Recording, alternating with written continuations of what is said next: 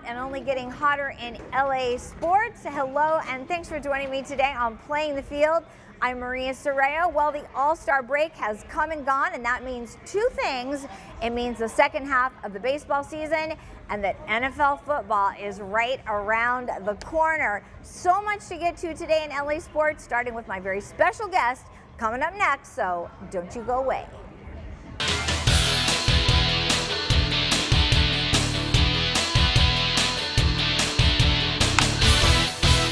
All right, we are back, and now it is time to talk Dodger baseball and Little Angel baseball too with our favorite correspondent on Playing the Field, Amie Cuevas. Amie, so glad to talk with you today about the second half of the baseball season. We're here. I'm excited. I can't believe we've made it this far into the season. I can't either. And the All-Star game, I have to be honest, the All-Star game itself, it's so fun to watch all the different players, but our new home run king, Teoscar Hernandez. Oh my God, the home run derby is my favorite. So even just getting to see him play and win was the best part. It was so exciting all the way through, and I think we were all screaming at our TVs, "Come on, Teo! Come on, Teo!" And he won, the first Dodger to ever win that event. And I did like the new format changes that the MLB made. I think it evened the playing field, and it just opened the door for everybody to play and have fun, and that's what we saw. I know, that was so exciting. And of course, our third base coach here, Dino Ebel, he was his pitcher, and it's his fourth time doing that at an All-Star game for the Home Run Derby. So I did see him briefly yesterday, and Dino was just grinning from ear to ear. He was so excited. He's like, "Oh, I was just so happy to win." And for Teoscar, of course, but he just, he loves these guys so much. So that was exciting as well. So yeah, for our guys to win it was really cool. Yeah, and just to even have Dino Ebel there, you want to do good for your players, yes, but also just to be part of that. He was part of that win. So it's just amazing that this team always rallies around each other. Yeah, it's so true, so true. And then right before the All-Star break, we had a chance to sit down with Teoscar Hernandez, and we talked about how he is fitting in so well with the team. So let's take a look. We are now joined by Teoscar Hernandez. You have been such an amazing fit for this team. When did you sort of know this is the right team for you? I mean,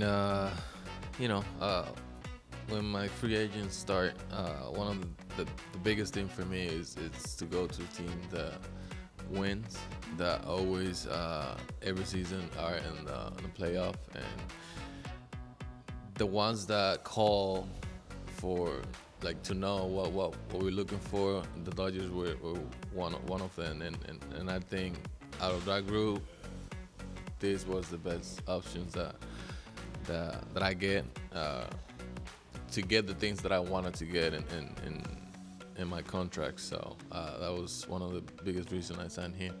This is such a special locker room that you have really seamlessly fit into. Did you know any of the players before you came here? Not really. I've just to face each other. When Mookie was in Boston, I spent 6 years in that division. I played every year against Freeman when he was in Atlanta. Muncy, I know him. We knew each other from the minor league when he was in Oakland. But I never got the chance to play in the same team with nobody here but Huxon. We played together in Toronto. Interesting. When you first got here, who did you sort of bond with? Everybody. I try, as soon as I get to spring training, I try to get to know everybody, to get close to them, and just, because from the beginning I know this season it was going to be special, and I wanted to be as close as I can be with everybody here in the team. Being Dominican, growing up in the Dominican, baseball is so hugely amazing there. How old were you when you first started playing baseball? That I remember, I'm gonna say like 5, wow, maybe 6, maybe before that, but I don't remember. So exactly.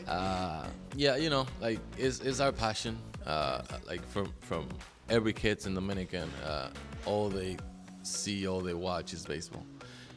That's one of the biggest things for you to get into the life that you want, provide what you want for your family, and you don't have to be 6'5". You don't have to be 200 pounds for you to be able to play baseball. So it just, you gotta love the game, and you gotta go work hard, and that's all you need. And I think that's why baseball is so big for us in the Dominican. Do you get back there a lot? Yeah. Every season, when the season is over, I never had the chance to go far into the playoff, only wild card. Well, this year you're going to be busy.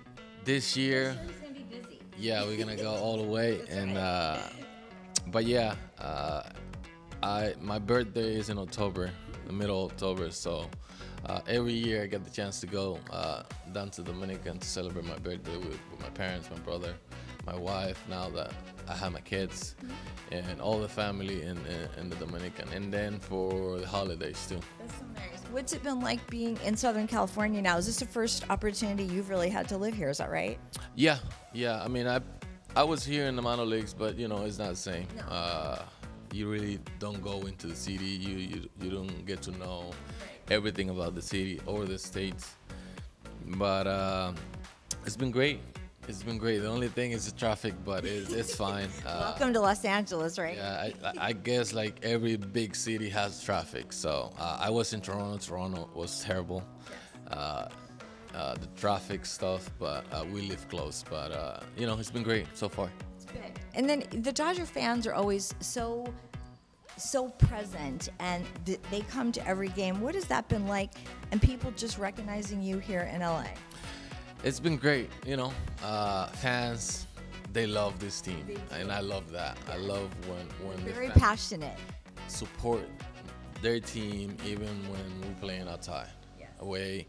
And I'm not the guy that goes out a lot, so I go to the supermarket, and some guys recognize myself, and but it's great. It's great to have that support from the fan base. How much Japanese have you learned? I try, but I forgot. I keep forgetting every word that he teach me. But I'm trying. I'm trying so hard, but it's not easy. It's fun to learn from different players in your locker room, though. You guys have such a variety of people in there. Yeah, we got a big culture in there. Guys from different countries, different things. And that's one of the reasons I try to be close to them, so I get to know what they like, what they don't like, how things are in their country, and their culture, and all those little things. And of course, so much fun to sit down with Teoscar. What a great guy, and again, so happy for him that he won the home run derby. Well deserved. And Tyler Glasnow was there supporting him the whole time. So just even getting to see the interplay between them, him offering him water, and all of that And stuff. did you also notice who else was really rallying for him and had his jersey on? Vladdy Jr. Yep. Yeah, he I was love giving that. him pointers He during the whole was. thing. Yeah, it was great. It was interesting. I'm glad you brought that up about the pointers, because he was telling him to aim for the bullpen, which was really interesting. So eventually we'll have to ask Teo about that. Yes. We'll ask him more, of course. Okay, so we're looking to the second half of the season. The Dodgers are in first place, but never want to be too comfortable with that. It's And baseball. baseball, absolutely. And sometimes that's just the answer, isn't it? It is. It's just the answer. But we're looking at, there's a lot of injuries, of course. Dave said yesterday, Dave Roberts said that Mookie's very close to coming back. A lot of the pitchers, Clayton Kershaw, he's very close to being back on the mound. He might have one more rehab game, but he's very close. And so it's a matter of negotiating for the players to come back. And I think when I look at the second half of the season, they have to find a way to find some consistency. Some consistency and spots on the roster, because if you're lacking that oomph at the plate, they're going to have to make some tough decisions. And we love all of these guys on the team, but we've got to do what's best for them to get to October. Yeah, and we talk about like the top end of the lineup as far as Freddie Freeman, Shohei Ohtani, Will Smith, Teoscar, Hernandez. They have been contributing at a very high rate, and if you see some consistency in, I think, the top of your lineup, because let's face it, Miguel Rojas and Miguel Vargas have both been really good in the middle. And it's like you just said, we love. I mean, love all of these guys. Gavin Lux, Chris Taylor, they've been struggling. So it would be great for them also to find some consistency. Kike Hernandez, because we want all those guys to stay, but at the same time, they're going to have to find some more pitching, and they're going to have to find some more players. Give me your thoughts. Yeah, so they definitely need to bolster the team at the deadline with some pitching, because we've tired out the starting rotation, tired out the bullpen. I think we have 7 of the 11 starters are on the IL. Yes. So definitely need to bolster that, and then hopefully we'll have Mookie Betts coming back soon, and then maybe Max Muncy. I think he just picked up a bat the other day. I think so as well. Yes. Hopefully he's on his way back too, but we may have to bolster the infield as well. That's a possibility. And you know, it's so interesting because the guys are going in and out of the locker room, and that has got to be difficult.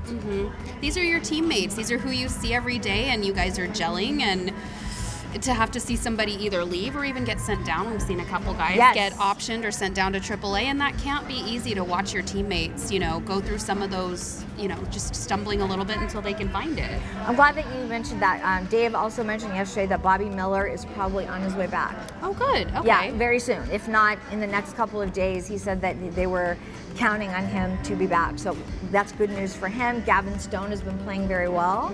He's been doing great. So now we just have to, like I said, I think we have to sort of just get some consistency. It's the second half. You're going to have the dog days this summer. Right. But I hope that bad last road trip was that was the worst we experienced. Yeah, Fingers crossed. Let's do that. Let's do that. Let's just say that. That was the slump. Now we're going to just keep going and, like you said, keep your fingers crossed. Fingers crossed. Yes. They're going to do great. Okay, I like that. Let's go with that. Now, for the Angels, Amy, they're a very young team.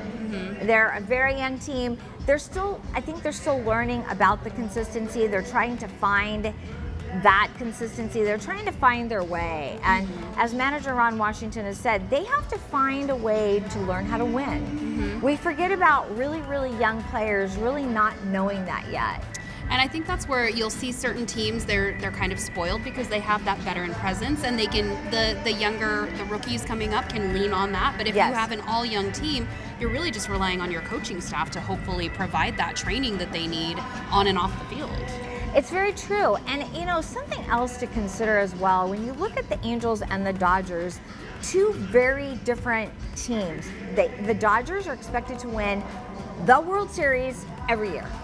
It can't be easy to have that expectation on your shoulders, plus whatever you're going through from a baseball perspective. Absolutely. The Angels, they're not expected to win every single year. And in a lot of ways, you're right, the pressure changes, but they want to win. They want to win. Every team wants to win. And when you start out in spring training, you say, okay, this is going to be our year. You have to have that positivity, or why would you play sports? Well, and I think that's something that sometimes we as a fan base of any team forget, is that these guys are going out there grinding every day, no matter, if people are saying some teams play checkbook baseball and some don't. They're still out there grinding. They still want to win. And that's something I think that we do need to remember, that these guys are trying their best. They are trying their best, and it's been so much fun this year at the Angels to meet the young guys and get to know them, just as we do with the Dodgers as well. So I had a chance to sit down with Mickey Moniak, who's been doing very well. He's definitely a bright light for the Angels, so let's take a look and hear what he had to say. We are now joined by Mickey Moniak. Mickey, first of all, you're a SoCal guy from Carlsbad, is that right? Did you grow up a Padres fan? I did. I grew up a big Padres fan, big Chargers fan. Until they left us, and diehard San Diego fan growing up. Okay, and your grandfather was your grandfather who was also a baseball player. Tell me about him. Yeah, so he grew up back in Pennsylvania. He got signed before there was a draft out of high school to the Red Sox, and then played in the Red Sox organization for about 6 years. I think he got up to AA, but I mean, an immense amount of stories he's told me over the years, and had hitting coaches, Ted Williams as a hitting coach. I mean, it's a good guy to learn from. Did you know that this was what you always wanted to do? Yes, yeah, my whole family, my whole dad's side of the family, we spent a lot of time together growing up, and obviously leading by example. My grandpa, all of us love baseball, so it was wiffle ball in the backyard, pickle, any type of baseball we could play, we were doing it. You know, second year for you here, what's it like kind of feeling that settling in process, like you're not the new guy anymore? Does it feel more like home? What does that feel like? Yeah, you know, I think, you know, even the first day I got here, it felt like home. You know, we got a good group of guys. Obviously, you know, the area being familiar, just kind of growing up around here. I remember the first time I drove to the stadium after getting traded over, you know, just making the drive that I'd made, you know, hundreds of times as a kid, going and playing travel ball tournaments in Chino Hills, West Covina, Passing Angel Stadium, you know, played for an Orange County team when I was younger. So, yeah, the area was familiar. It was really cool experience. You know, it's so interesting to me because the dynamic changes from clubhouse to clubhouse. You talk about this specific clubhouse. What has this been like sort of acclimating to this? It's been good. You know, we got a young group of guys. So I think, you know, that made it easy, just kind of, you know, fitting in with guys that were kind of in the same situation as I was, you know, getting their first couple years in the big leagues and, you know, trying to get acclimated, trying to learn on the fly and, you know, being able to lean on each other. You have a very unique coach, manager in Ron Washington. What is he like? He's intense. You know, he's all about work. And, you know, it's been no secret since the start of spring training that, you know, that was going to be our identity. And, you know, it's continued throughout the first couple months of the season so far. And, you know, just kind of taking things day by day, getting better each and every day and seeing what happens. You know, not every manager is like that. And I think it's interesting because I almost sort of compare him to like a football coach because he is more intense and more sort of accountable, I think. Does that work for this locker room? Yeah, you know, I think, you know, us being young, he's old school. Yeah. You know, however you want to look at it. Like, you know, I think, you know, my first couple years when I got drafted in Philadelphia, we had an old school group of coaching staff in the minor leagues. And, you know, it's the same stuff that Ron brings to the table. So, you know, for me, I think it was good having those guys when I was young. It kind of helped me get acclimated to, you know, what Ron brings to the table. And, yeah, you know, I think hard work pays off, and I think that's what we're doing. Take me back to that draft, the #1 pick in the draft. What was that moment like? Oh, it was special. It was special. You know, I got to spend, you know, that day in Carlsbad at my aunt's house with, I want to say there was 150 people there, friends and family, coaches, people who have been there, you know, throughout the whole journey of, you know, getting to that point. And, you know, I had my high school graduation the very next day. So it was a whirlwind of a 24 hours. And, yeah, it's something I'll never forget. What do you learn the most from Mike Trout, especially last year being your first? You know, I think just the way he goes about his business. You know, I remember going through the draft process. And it's crazy looking back because, you know, they always ask, you know, who do you look up to, you know, in the game right now? And, you know, Mike was always the guy I always said. And, you know, being able to be his teammate and just kind of see what it takes to be that good. You know, just what he does on and off the field. You know, he's an incredible teammate, incredible leader, and obviously an incredible baseball player. So it's been a pleasure to get to play with him and, you know, something I'm going to cherish, you know, for a long time. Former Angel Torrey Hunter has been hanging out with you guys. What has Torrey been like in the clubhouse? Oh, Torrey's the best. Torrey's the best. He, you know, I got to meet him last year in spring training for a brief amount of time, and he's been around a little bit more this year. So, you know, it's always cool getting to spend time, pick brains of guys like that who've been there, done that. Had the amount of success that he's had in the big leagues is, you know, something that we all aspire to do, and just getting to be around that is very beneficial for all of us. All right, and coming up here at Dodger Stadium a little bit later in August, is it the 9th through the 11th? That's right. Is? It'll be Alumni Weekend. With one of our favorite former Dodgers, Matt Kemp. That'll be fun. I think they're also going to have a bobblehead for him. They will, actually. So that'll be something to look forward to at the stadium, and then honoring plenty of other people that weekend, I'm sure, as well. Lots of people. So a lot of fun. So make sure that you're here. Amy, thank you so much for spending some time with us so we could talk about baseball and get ready for the second half of the season. You know me, I love to talk baseball anytime, so thank you for having me. Absolutely. All right, when we come back, it's going to be NFL football. Are you ready?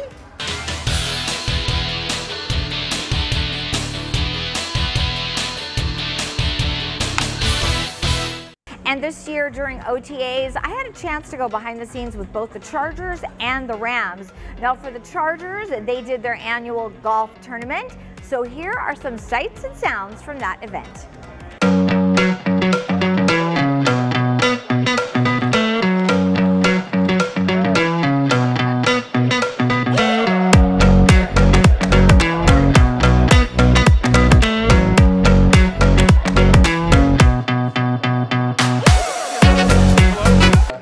I'm here to win. I'm here to win.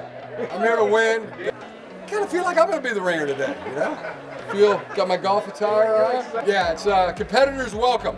Competitors welcome to the 2024 Chargers Golf Tournament. That's when I played a lot. It was when I was a pro football player. But me and my brother grew up playing golf. You may wonder why it's only we think 12 holes should be the limit for golf. John and I, we didn't belong to a country club, so we'd have to sneak onto the golf course, and you could never play the first hole because it was too close to the clubhouse. Second hole, the green was, the second hole tee box was by the first green, and then you could see the third tee box from the clubhouse as well, and you couldn't play 18, you couldn't play 17 because it was too close to the club. So to us, golf is really a 12, 13 hole game. I was going to get out there and hit a few balls and try to get the lay of the land.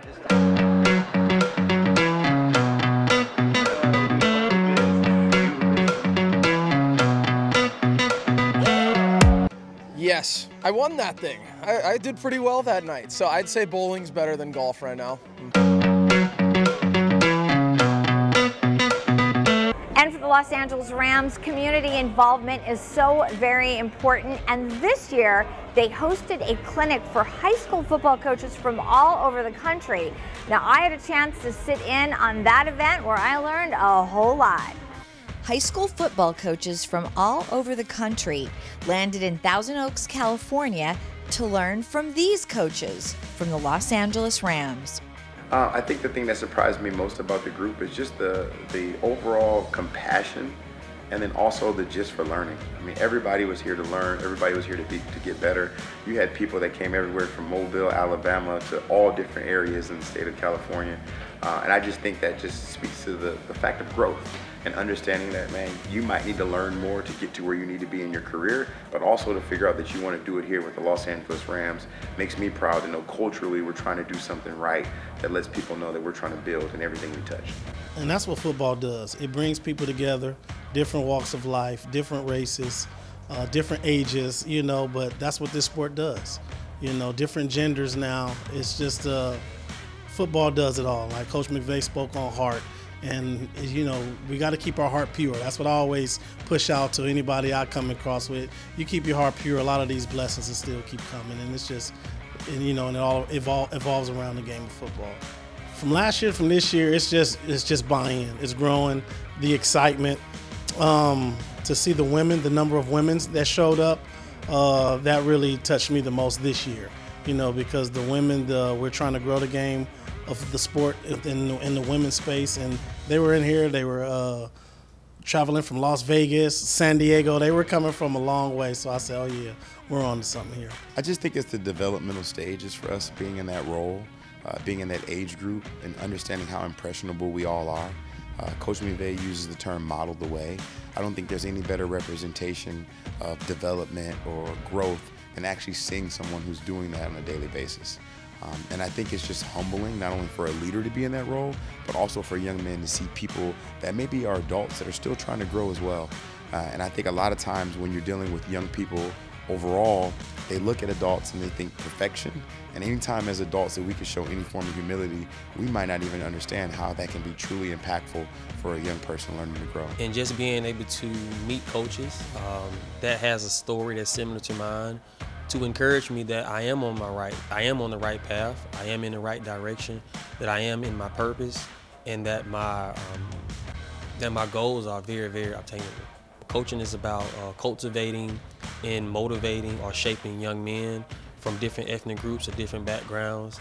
And anytime you can come with the fulfillment of engaging in other kids or other people from different backgrounds or ethnic groups, that is what you call coaching, and that's what it's all about. What's easy is to talk about it. What's hard about it is to walk about it. Right? You go to a lot of places where you see a lot of things on the wall. You see a lot of terms. Culture and character are what you are when nobody's looking. And that's the one thing that we try to establish here with the Rams. And at the end of the day, this organization is something that's trying to amplify a championship level standard. And why can't we ask for championship level people as well? A championship caliber group in the Rams passing along their knowledge to the next generation of championship coaches. What an incredible opportunity for all of those who participated, including me. And get ready, SoCal, because we are going to have 5 NFL training camps here in the next month. In addition to the Rams and the Chargers, we'll have the Saints, the Raiders, and the Dallas Cowboys right here in SoCal. So get ready for some football.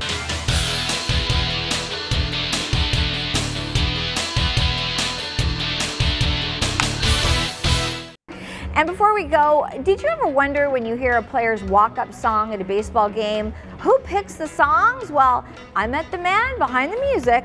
Let's take a look. Now, do you go down like in the beginning of the season and say, okay, what do you want for a walk-up song? And then how many of them change in the middle of the season? Oh, it depends on the player. There's players that change a lot. I can kind of tell when they're gonna change sometimes. Like me and Max, I got a real good rhythm on when I know Max is gonna change. I can see his face on the road, and like I know Max about to change this like song. And then there's some that just keep the same thing. Most pitchers keep the same song all year long. Right. The 2 players that change the most, or that we talk about the most, me and Gavin Lux talk about music all the time. Okay. Me and Austin Barnes talk about music all the time. What's it like working with DJ Severe? He's awesome. He's a cool dude. You know, he kind of just tells you, ask him every once in a while what you got, and you know he'll tell you what he thinks. So that's awesome. He's really good. He tells me that some of the guys will even like text him in the middle of the night, and they're like, "Hey, I got an idea." Yeah, some things are important. Walk-up songs are important. When you're feeling your walk-up song, it's a good time. Usually something good happens. That was going to actually be my question: was can you hear it when you're walking up? Yeah, definitely. They probably have the best speakers in the big league. So. And I would never, what I never do is tell them it's not a good song. I'm not saying that they do, because I don't want to have to try to force them into whatever. And whatever they're feeling is what they're feeling. Yeah. Sometimes their wives or their girlfriends or their kids pick them. So I know it's more special to them if they have a choice from them. What was the craziest song that anybody ever asked you to play? Because I remember what mine was.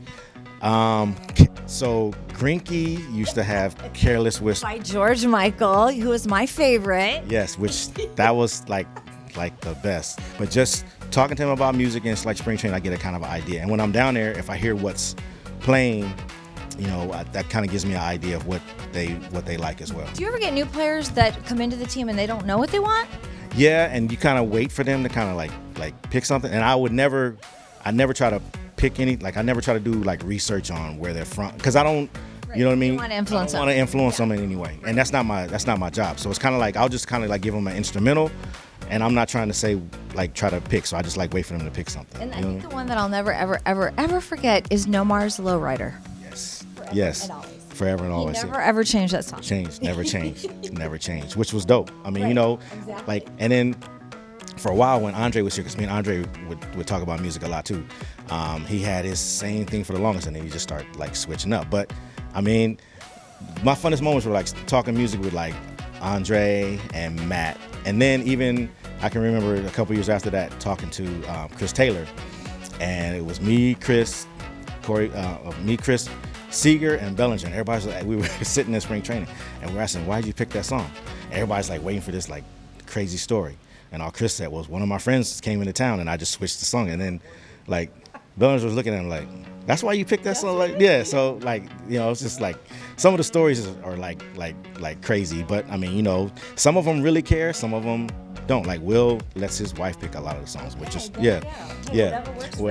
whatever works.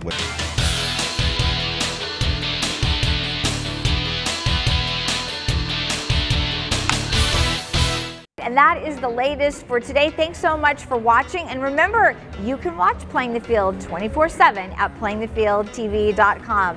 I'm Maria Serrao, and we'll see you next time.